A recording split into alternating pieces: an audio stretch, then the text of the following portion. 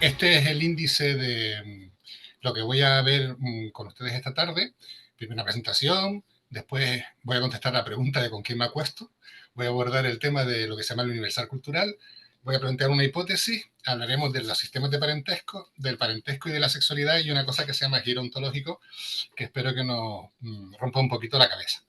Vale, pues yo me llamo Gustavo Santana, soy antropólogo cultural, ¿vale? Pero trabajo de profe de secundaria desde hace mucho tiempo, de profesor de historia. Entonces, aún así sigo diciendo que yo soy antropólogo, pero trabajo de profesor. Aunque en estos momentos es el primer curso en 25 años que no tengo alumnado, porque estoy haciendo un proyecto con la Viceconsejería de Igualdad y Diversidad del Gobierno de Canarias, que es donde vivo, dando formaciones de igualdad y diversidad a los claustros en los centros de las islas. Así que, bueno, creo que además soy el decano del alumnado de Sexpol, a menos que se me escape alguien por ahí, pero para adelante. Una cosita. Yo, que nadie se tome como algo personal lo que voy a decir, vale, me gusta mucho, me lo estoy pasando bien, vengo a disfrutar con ustedes, así que nadie se lo tome como mal. Vale, creo que como no hay que dejar ninguna pregunta sin respuesta, yo me planteaba, digo, bueno, ¿con quién me acuesto? Claro, la pregunta era un poco complicada, porque decía, bueno, ¿qué digo? ¿Con quién practico el coito? ¿Con quién hago no sé qué? Bueno, yo creo que un poco nos entendemos todos, ¿no? ¿Con quién me acuesto? Te parece una pregunta bastante simple, pero no es tan fácil de contestar desde el punto de vista de la antropología cultural. Vamos a suponer, que es mucho suponer, que soy un machirulo cis heterosexual y entonces me planteo esto, ¿con quién me acuesto? Bueno, primero, alguien que comparta mi orientación. Es decir, en principio serían las mujeres, que sería aproximadamente la mitad de la población mundial, ¿vale? De los 7.000 millones, pues ya quitamos pues, a 3.500, ya es bastante, con lo cual, bueno, pues ya está esa población así. Pero claro, no tienen por qué gustarme todas las mujeres, sino tiene que ser aquellas que despierten mi deseo. Ya se van otros cuantos miles de millones, por lo menos, de la opción. Después está el tema de la accesibilidad. Es decir, pueden haber 1.200 millones de mujeres, pero si yo vivo en Valdemorillos de la Sierra, que tiene 10.000 habitantes, realmente las posibilidades de poder acostarme con alguien se reducen prácticamente a 5.000 personas o 2.500. Claro, eso también incluye al hecho de que, por ejemplo, no tengo los 10.000 euros que cuesta entrar en el club náutico o en la asociación de gente hard de Valdemorillo de la Sierra, con lo cual solo podré acostarme con las mujeres que vayan a la verbena de mi pueblo, ¿vale? Que pues son las que son. De esas, además, tengo que tener en cuenta aquellas que no tenga prohibido, es decir, no puedo acostarme con mi prima, con mi hermana, con mi cuñada, tampoco puedo hacerlo con aquellas personas que ya tienen una relación con otra persona, que pues se han consagrado, son monjas, están casadas, o bueno, pues realmente no pueda por algún tipo de cuestión. Y después el último elemento es la aprobación de las familias o de los amigos. ¿De verdad te vas a acostar con esa? O, ay, esa no me gusta para ti. Al final la pregunta ¿con quién me acuesto?, que es una pregunta eminentemente antropológica, la respuesta más obvia desde la antropología cultural es con quien pueda. Todos estos elementos influyen en esa opción y ninguno de ellos tiene que ver con la biología, ni con los aparatos reproductores. Y esa es la razón por la que los médicos no deberían ser sexólogos, porque en el fondo ellos saben de fontanería y es como poner al de mantenimiento a dirigir un instituto. Pues no lo sabía hacer muy bien. Entonces, ¿qué pasa? Que dentro de la antropología cultural miramos el tema siempre según el cristal que se mire. Estos dos conceptos que los vimos ya en clase, pero bueno, lo repito porque es importante, son los dos polos alrededor del cual se mueve casi toda la discusión. Una es el etnocentrismo, que es considerar que lo que nuestra cultura considera, piensa o cree es lo adecuado, y la otra es el relativismo cultural, que consiste en tener en consideración o pensar que lo que otras culturas defienden, creen o piensan, pues también sea o puede ser válido, ¿no? Entonces, vamos a ver algunos ejemplos etnocéntricos con esto de la sexualidad. Vale, ahora estamos todos con esto de la pareja, la trieja, la energía relacional, la huida de la monogamia. Esos datos que son ahí es que el Atlas etnográfico de Murdoch, después de analizar 1.230, creo que sociedades, estableció que solo en 186 se practicaba la monogamia. En 1041 se practicaba la poligamia, en concreto la poliginia, es decir, un hombre con muchas mujeres, de manera esporádica o constante. Y había 4, que son las que faltan, que Murdoch clasificó como poliándricas, ¿vale? Donde una mujer mantiene relaciones con varios hombres. Es en el norte de la India, hay 2 en el Tíbet y 1 en Nepal. Entonces, claro, la cuestión es que ahora en sexología estamos discutiendo sobre estos tipos de parejas, basta una mirada antropológica, basta una mirada de relativista cultural para darnos cuenta de que las formas de vincularse entre los seres humanos ha sido variadísima a lo largo de la historia y a lo largo de la geografía humana. El caso de los Kwakius es otro tema interesante. Los Kwakius es un pueblo que vive en la costa pacífica de Canadá y el norte de Estados Unidos, Seattle. Se caracteriza por la elaboración de esos tótems que están puestos ahí. Y bueno, es el típico pueblo indígena que aparece pues, en los dibujos del oso yogi, ¿no? Es decir, aparece el tótem. ¿Qué pasa con los Kwakius? Que son muy famosos por una cosa que hacen, que es el potlatch, que no viene a cuento ahora. Que, por ejemplo, entre los Kwakius era común que los guerreros más importantes se casaran con un brazo de la hija del jefe, con una pierna de la hija del jefe, con el otro brazo, el brazo derecho de la hija del jefe, es decir, no con la hija del jefe, sino con alguna parte de la hija del jefe. Así el jefe se garantizaba la fidelidad de esos guerreros y ellos conseguían estatus. Este ejemplo y esta práctica cultural lo que demuestra es que el matrimonio no es más que un contrato de intercambio de funciones y beneficios. Y después tenemos el levirato, que es una práctica que se llama así porque viene de la Biblia, que consiste en que si un hombre que está casado con una mujer muere sin tener descendencia, es obligatorio que sus hermanos se acuesten con ella hasta dejarla embarazada y el hijo se considera hijo del marido muerto. ¿Vale? Es para garantizar que tenga descendencia. Lo llamativo de esto es que en determinadas instituciones se condena la homosexualidad con 2 versículos y hay capítulos enteros dedicados al levirato en el Antiguo Testamento. Espero que el Papa Nuevo León XIV no le dé por revitalizar esta práctica y la instaure en Occidente. Pero claro, frente a esto, lo nuestro es lo natural, ¿no? O sea, nosotros, nuestra cultura occidental, entendemos que nuestra visión sobre las relaciones es la adecuada. Vale. Entonces, vivimos en una sociedad binaria, no solo por el masculino y el femenino, sino por esto del etnocentrismo y el relativismo, cuerpo y alma, global local, natural cultural. Lo cual plantea un problema de pensamiento porque siempre hemos dicho, y decimos en CEPOL, que la sexualidad es una cosa biopsicosocial. Ya hay 3 elementos y nos cuesta un poquito pensar en esos 3 elementos a la vez. Pero bueno, vamos a ver si podemos avanzar un poquito.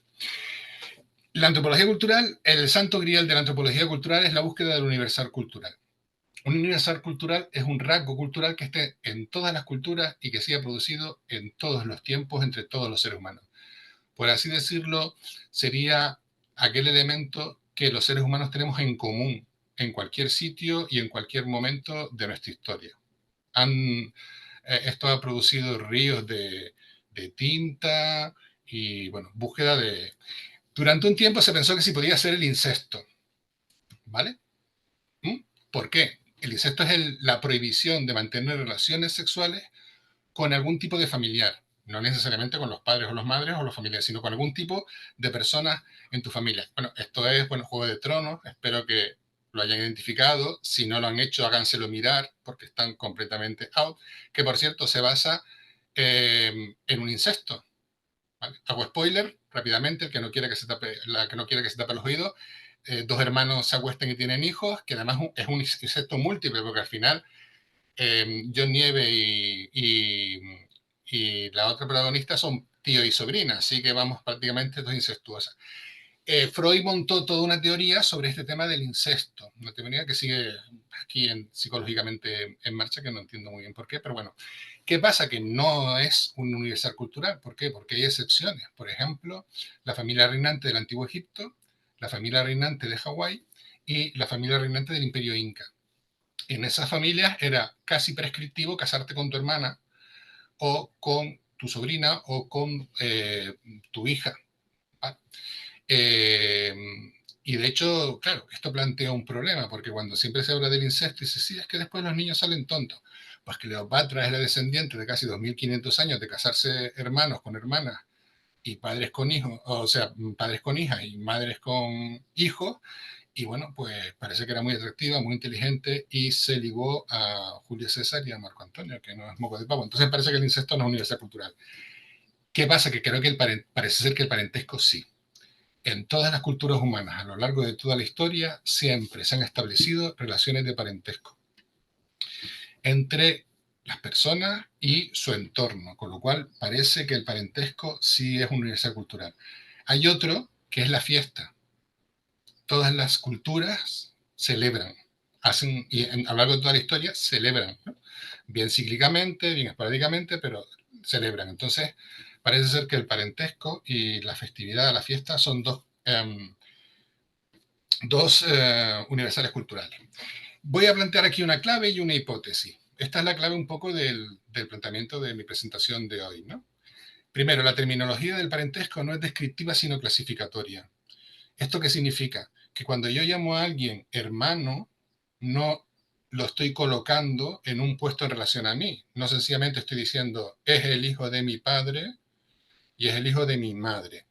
Es aquella persona que me va a ayudar si yo lo necesito, aquella persona que va a estar allí delante mía, aquella persona que va a estar conmigo. No sé si esto se entiende. Es fundamental. Es decir, cuando llamamos a alguien tío, primo, padrino, no estamos describiendo una posición que ocupa con respecto a mí, sino estamos afirmando que tiene una serie de obligaciones con respecto a nosotros. Esto es un principio básico de antropología. En algunos manuales se habla de que hay sistemas de parentesco que son descriptivos y sistemas de parentesco que son clasificatorios.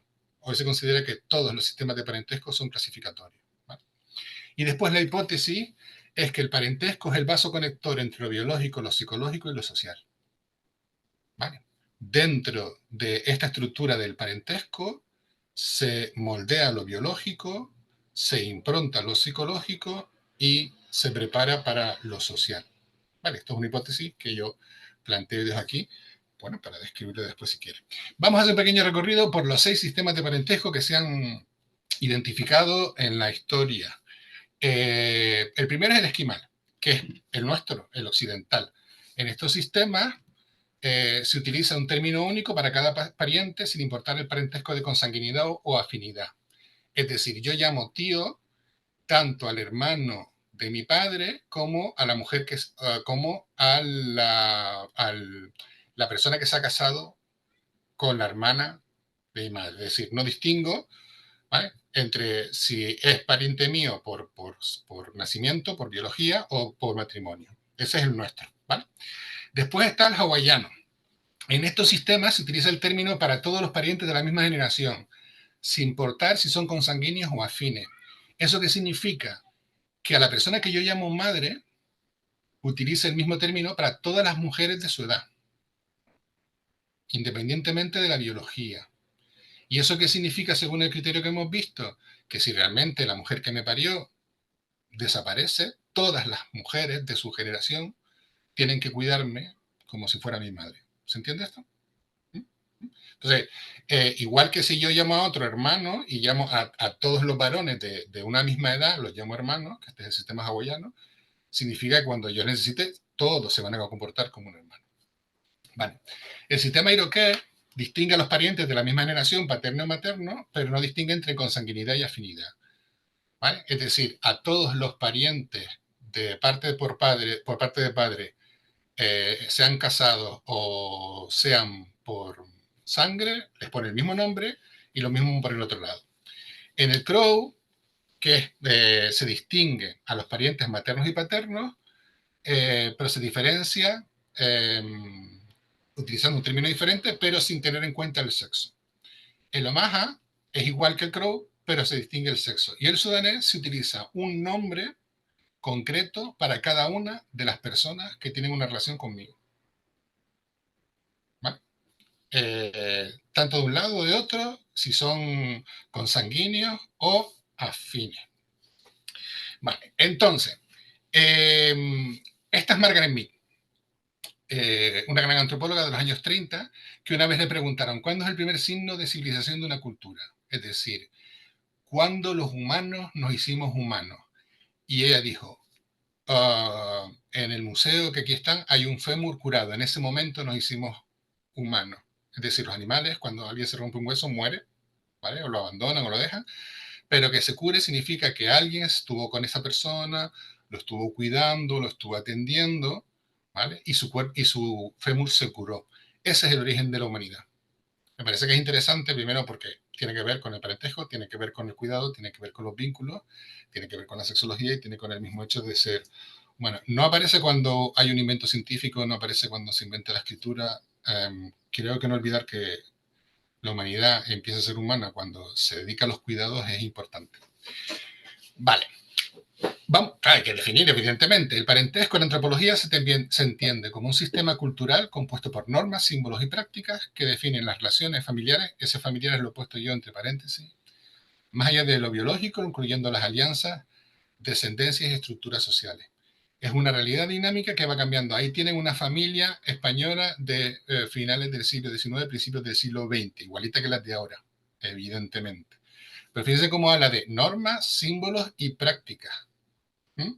Que defienden las relaciones más allá de lo biológico, ¿vale? Incluyendo alianzas, descendencia y estructuras sociales. Claro, nosotros estamos acostumbrados a escuchar el parentesco por afinidad y el parentesco por consanguinidad, es decir, aquel que en teoría es por la sangre y aquel que viene por matrimonio. Pero hay una gran cantidad enorme de otros tipos de parentesco. Por ejemplo, el elegido. ¿Qué tal, bro? Cuando llamamos a alguien bro, que brother, hermano, estamos haciendo una catalogación. Es decir, tú eres mi bro porque resulta que vas a comportarte conmigo como si efectivamente fueras mi hermano de sangre, ¿vale? Y no estamos hablando de ninguna relación consanguínea ni por afinidad, ¿vale? En este caso siempre me gusta a mí exponerlo con un conocido, una persona muy conocida aquí que lleva la asociación LGTB y él lo explica públicamente, por eso lo cuento, que él dice que él y su marido decidieron ser padres y le pidieron a una amiga que fuera la madre biológica de su bebé. La amiga aceptó y tuvo a su bebé. Y poco más tarde, esta amiga conoció a un chico heterosexual, empezó una relación con él y tuvieron otro niño. Y él dice, y ahora somos una familia donde dos niños tienen tres padres y una madre, que para cuidar a una persona, pocas manos se necesitan. Vale. Esto es el parentesco elegido. Después el de por adopción. Bueno, esto me parece suficientemente y extendido porque hay muchas familias que adoptan. Pero hay cosas muy curiosas. Por ejemplo, en la antigua Roma, para que se considerara que un niño era efectivamente hijo de un padre, traían al bebé, lo ponían a los pies del señor y él tenía que cogerlo con los brazos. En ese momento, el niño se convertía en hijo de esa persona y entraba a formar parte de esa familia. Esta es la explicación tan sorprendente de que solo dos emperadores romanos fueran hijos del emperador precedente. Si ustedes estudian la historia del emperador romano, ninguno fue hijo del... Porque en Roma la determinación biológica era mínima o nula. Es decir, la adopción era la forma de establecer el parentesco adecuado establecido. Y después está lo que yo puse o llamo el reconstituido, que es lo siguiente. Los dos, el hijo y la hija, por ejemplo, para ser heterosexuales, el hijo y la hija de un matrimonio que se une en segundas nupcias son familia. Si ellos entienden una relación, están cayendo en el incesto. Esto que parece una tontería es el argumento de si alguien tiene chicas, chicos, chicas, adolescentes, de una serie de 3 novelas que ahora se han convertido en películas que están haciendo furor en la adolescencia. Culpa tuya, culpa mía, culpa nuestra. Son de esas cosas que hay que ver, no porque te guste, sino por saber que están viendo tus hijos e hijas. Y básicamente es eso, es decir, lo siento por el spoiler, es un chico que es hijo de un señor y una chica que es hijo de una señora, pues ellos dos se casan en segunda nupcia y ellos acaban teniendo una relación bastante intensa. Entonces, claro, esto plantea, como ven, el parentesco es una cosa mucho más amplia que, por ejemplo, este del parentesco, también está lo del parentesco ficticio, que no lo puse aquí, que es la tata. Es decir, esa mujer que de pronto estaba en el pueblo y tu madre estaba trabajando y no podía cuidarte y entonces le pagaron, ¿no? Para que estuviera contigo, te cuidara, ¿vale? Entonces acabas dándole un título, o sea, un hombre que a lo mejor no tiene ninguna familia, es decir, no tiene ninguna relación familiar, es decir, puede ser cualquier persona ajena, pero acaba llamándola tata, mema, mamá, alguna cosa además suelen ser dos sílabas igual justamente que el término mamá.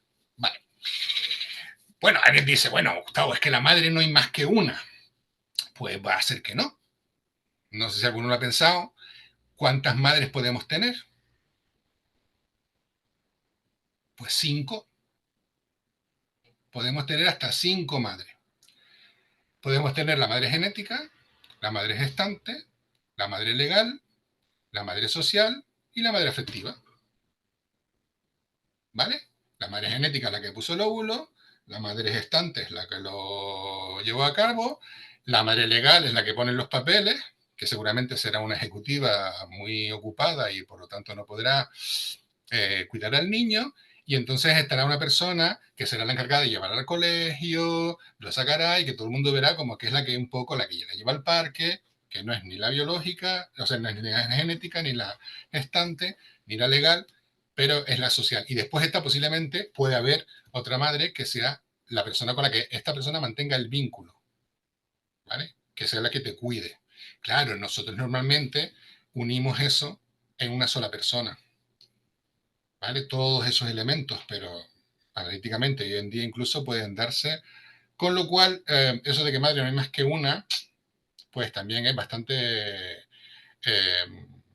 complicado o por lo menos cuestionable. Vale, y ya un poco terminando, vamos a ver, porque esta es la parte más cañera, más dura, espero no ser excesivamente eh, complicado. Vale, pregunta, ¿cómo se hacen los niños? Esta pregunta se le ha hecho a mucha gente y todo el mundo se corta. ¿Vale? Todo el mundo se corta un montón. Bueno, en fin, es que... Y yo les digo, venga, no me digas que viene una palomita, una cigüeña de París, tal. No, te dicen, bueno, tal. Entonces ya les digo, venga, te lo voy a decir yo. Bueno, dos personas se encuentran, están en una situación determinada, resulta que tienen un coito, hay una eyaculación, un espermatozoide entra tal, fecunda un óvulo, el óvulo crece y nace un niño. Y tú me dices, sí, sí, sí. Se sienten súper relajados porque, bueno, no han tenido que hablar de sexo en público y ya está. Pero yo le digo, pues no. Y le digo a ustedes, pues no. Y los niños se hacen así. Una mujer cruza un riachuelo y entonces un espíritu se le agarra a la pierna y escala por la pierna hacia adentro y se mete dentro de la mujer. Y durante 9 meses el padre le da los huesos y la madre le da la sangre, la carne, por eso, y la sangre, por eso deja de sangrar. Y cuando el espíritu ya tiene un cuerpo formadito, es cuando nace el bebé. Vale, este es el relato, o esta es la respuesta a la pregunta, cómo nacen los niños que harían un pueblo, los navajos, que lo ven ahí, que están bailando. El pueblo navajo considera que así es como nacen los niños. Claro, uno dice, no, por favor, un pueblo científico, inculto. Pero fíjense qué diferencia. ¿Cuál es la participación de un varón en el nacimiento de un niño en el mundo occidental? 15 minutos, 10 minutos y se acabó. Todo de la madre. En el mundo navajo, el varón es mitad y mitad. El niño es mitad y mitad. El semen es el que le da los huesos. Entonces ese niño es mitad y mitad. Claro, la vinculación del padre con respecto a ese niño va a ser completamente entre los navajos que entre el mundo occidental. Fíjense cómo un relato, porque en el fondo es un relato, más que eso, marca toda una forma de relaciones entre los varones, ¿m?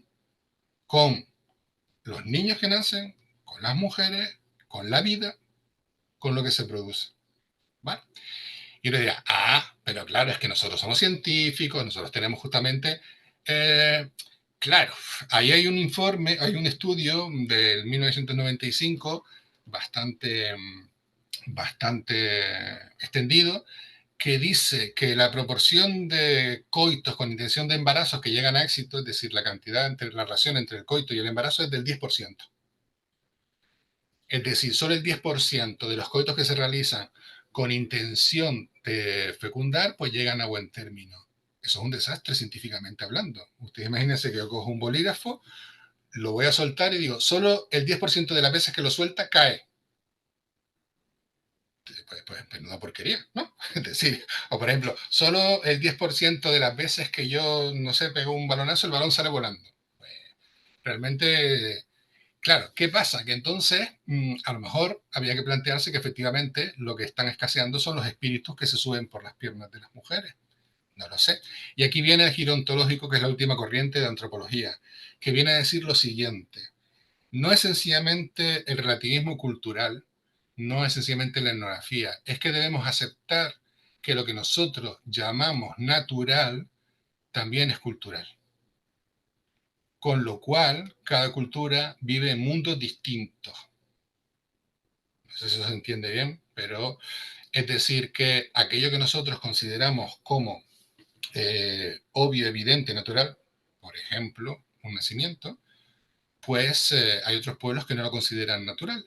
Y cosas que nosotros consideramos culturales, pues ellos los consideran naturales, como por ejemplo esto que estoy planteando. Entonces, algunas conclusiones.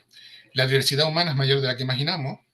El parentesco incluye relaciones, cuidados, apegos, coitos, contratos, normas, etcétera, donde se aprende cómo es el mundo. Esto es el contenido de la sexología, para mi punto de vista. ¿Vale? No solo lo que decía otro de la fontanería, es esto, los cuidados, las relaciones, los apegos, los coitos, los contratos, las normas. La primacía de lo biológico es una creación del mundo occidental, ¿vale? En otros pueblos, a lo mejor si hay algún problema entre la pareja, se dice, bueno, a ver el espíritu a quién tira más, en vez de decir quién ha puesto más tiempo ahí gestando al bebé. Y lo que llamamos ciencia no es más que una forma ideológica de justificar lo que creemos. Yo sé que esto es una afirmación problemática, pero bueno, estaré dispuesto a defenderlo en la tertulia. Algunos libros, si les interesa. Sistemas de consanguinidad y afinidad de la familia humana, publicada en 1871, con lo cual yo digo, pues mira tú, tampoco hemos avanzado tanto con todo lo que llevamos y todavía no nos podemos leer. Esto es una obra fundamental de Morgan.